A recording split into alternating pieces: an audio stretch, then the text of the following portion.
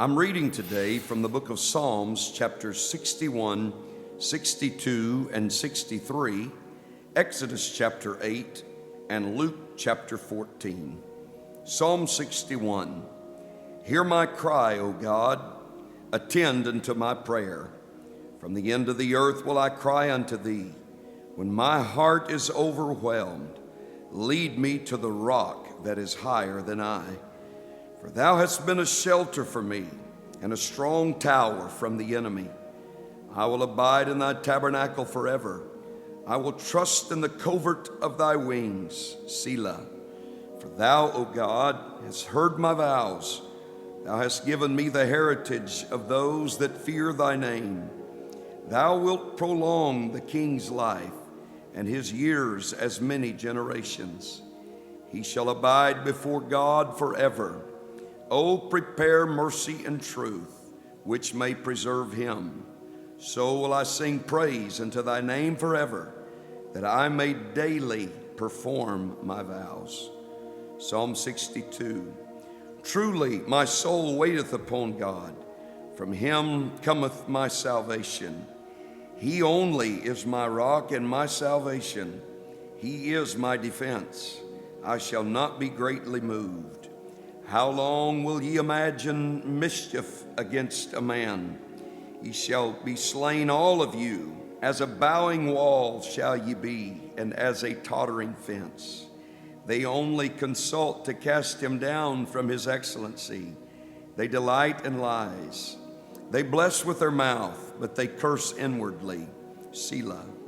My soul, wait thou only upon God, for my expectation is from him. He only is my rock and my salvation. He is my defense. I shall not be moved. In God is my salvation and my glory. The rock of my strength and my refuge is in God. Trust in him at all times, ye people. Pour out your heart before him. God is a refuge for us, Selah. Surely men of low degree are vanity, and men of high degree are a lie. To be laid in the balance, they are altogether lighter than vanity. Trust not in oppression, and become not vain in robbery. If riches increase, set not your heart upon them. God hath spoken once. Twice have I heard this, that power belongeth unto God. Also unto thee, O Lord, belongeth mercy, for thou renderest to every man according to his work. Psalm 63. O God, thou art my God.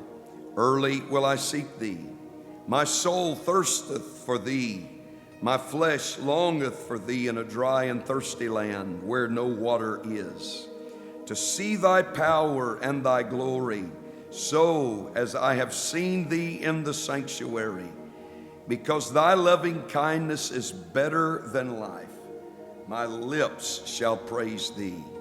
Thus will I bless thee while I live. I will lift up mine hands in thy name.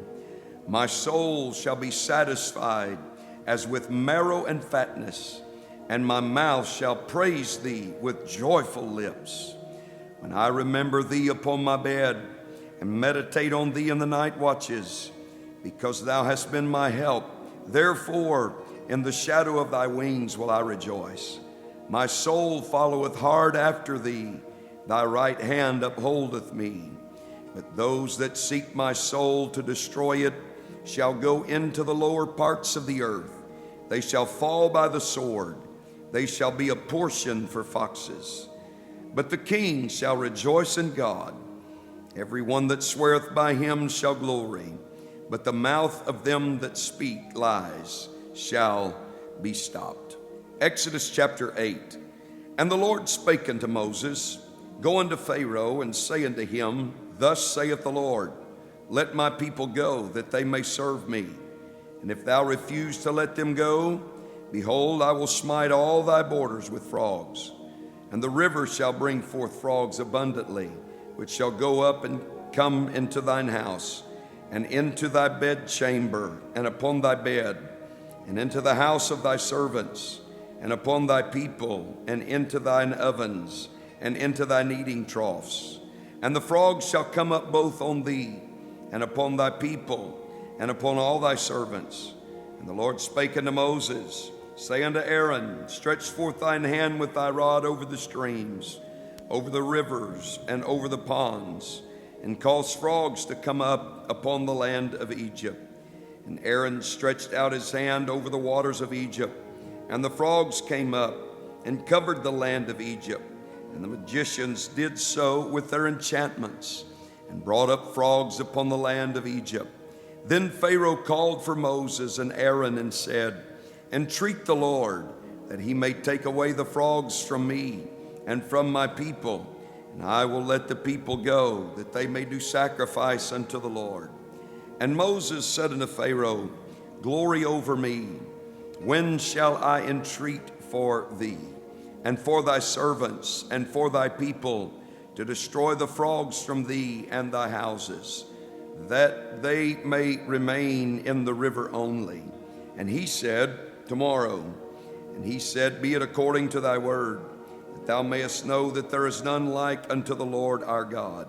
And the frogs shall depart from thee, and from thy houses, and from thy servants, and from thy people. They shall remain in the river only. And Moses and Aaron went out from Pharaoh. And Moses cried unto the Lord because of the frogs which he had brought against Pharaoh. And the Lord did according to the word of Moses. And the frogs died out of the houses, out of the villages, and out of the fields. And they gathered them together upon heaps, and the land stank. But when Pharaoh saw that there was respite, he hardened his heart, and hearkened not unto them, as the Lord had said.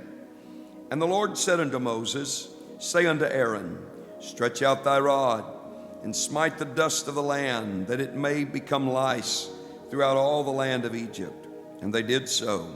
For Aaron stretched out his hand with his rod, and smote the dust of the earth, and it became lice in man and in beast.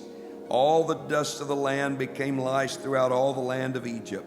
And the magicians did so with their enchantments, to bring forth lice, but they could not, so that there were lice upon man and upon beast.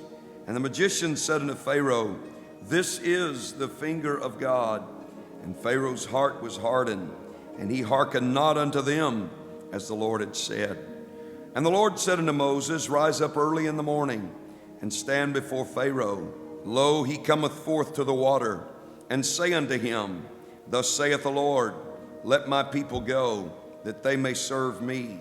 Else, if thou wilt not let my people go, behold, I will send swarms of flies upon thee, and upon thy servants, and upon thy people, and into thy houses.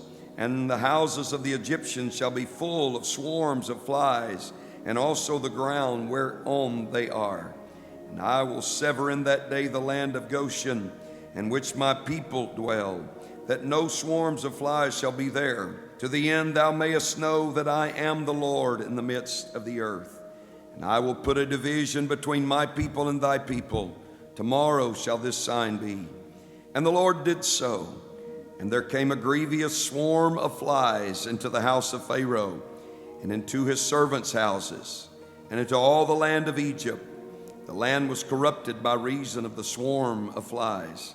And Pharaoh called for Moses and for Aaron, and said, go ye, sacrifice to your God in the land. And Moses said, it is not meet so to do, for we shall sacrifice the abomination of the Egyptians to the Lord our God. Lo, shall we sacrifice the abomination of the Egyptian before their eyes, and will they not stone us? We will go 3 days' journey into the wilderness, and sacrifice to the Lord our God, as he shall command us. And Pharaoh said, I will let you go, that ye may sacrifice to the Lord your God in the wilderness. Only ye shall not go very far away. Entreat for me. And Moses said, behold, I go out from thee, and I will entreat the Lord, that the swarms of flies may depart from Pharaoh, from his servants, and from his people tomorrow. But let not Pharaoh deal deceitfully any more in not letting the people go sacrifice to the Lord. And Moses went out from Pharaoh and entreated the Lord. And the Lord did according to the word of Moses. And he removed the swarms of flies from Pharaoh, from his servants, and from his people. There remained not one. And Pharaoh hardened his heart at this time also, neither would he let the people go. Luke chapter 14. And it came to pass, as he went into the house of one of the chief Pharisees to eat bread on the Sabbath day, that they watched him. And behold, there was a certain man before him which had the dropsy. And Jesus answering spake unto the lawyers and Pharisees, saying, Is it lawful to heal on the Sabbath day? And they held their peace. And he took him and healed him and let him go. And answering them, saying, Which of you shall have an ass or an ox fallen into a pit, and will not straightway pull him out on the Sabbath day? And they could not answer him again to these things. And he put forth a parable to those which were bidden, when he marked how they chose out the chief rooms, saying unto them, When thou art bidden of any man to a wedding, sit not down in the highest room, lest a more honorable man than thou be bidden of him. And he that bade thee and him come and say to thee, Give this man place, and thou begin with shame to take the lowest room.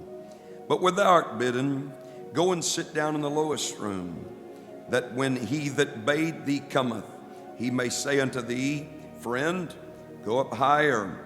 Then shalt thou have worship in the presence of them that sit at meat with thee. For whosoever exalteth himself shall be abased, and he that humbleth himself shall be exalted. Then said he also to him that bade him, When thou makest a dinner or a supper, call not thy friends, nor thy brethren, neither thy kinsmen, nor thy rich neighbors, lest they also bid thee again, and a recompense be made thee. But when thou makest a feast, call the poor, the maimed, the lame, the blind, and thou shalt be blessed. They cannot recompense thee, for thou shalt be recompensed at the resurrection of the just. And when one of them that sat at meat with him heard these things, he said unto him, Blessed is he that shall eat bread in the kingdom of God. Then said he unto him, A certain man made a great supper, and bade many, and sent his servant at supper time to say to them that were bidden, Come, for all things are now ready. And they all with one consent began to make excuse. The first said unto him, I have bought a piece of ground, and I must needs go and see it. I pray thee have me excused. And another said, I have bought 5 yoke of oxen, and I go to prove them. I pray thee have me excused. And another said, I have married a wife, and therefore I cannot come. So that servant came and showed his Lord these things. Then the master of the house, being angry, said to his servant, Go out quickly into the streets and lanes of the city, and bring in hither the poor and the maimed and the halt and the blind. And the servant said, Lord, it is done as thou hast commanded, and yet there is room. And the Lord said unto the servant, Go out into the highways and hedges, and compel them to come in, that my house may be filled. For I say unto you that none of these men which were bidden shall taste of my supper. And there went great multitudes with him, and he turned and said unto them, If any man come to me, and hate not his father and mother and wife, and children and brethren and sisters, yea, and his own life also, he cannot be my disciple. And whosoever doth not bear his cross and come after me cannot be my disciple. For which of you, intending to build a tower, sitteth not down first, and counteth the cost, whether he have sufficient to finish it, lest haply, after he hath laid the foundation, and is not able to finish it, all that behold it begin to mock him, saying, This man began to build, and was not able to finish. Or what king, going to make war against another king, sitteth not down first, and consulteth whether he be able with 10,000 to meet him that cometh against him with 20,000? Or else, while the other is yet a great way off, he sendeth an ambassage, and desireth conditions of peace. So likewise, whosoever he be of you that forsaketh not all that he hath, he cannot be my disciple. Salt is good, but if the salt have lost his savor, wherewith shall it be seasoned? It is neither fit for the land, nor yet for the dunghill, but men cast it out. He that hath ears to hear, let him hear.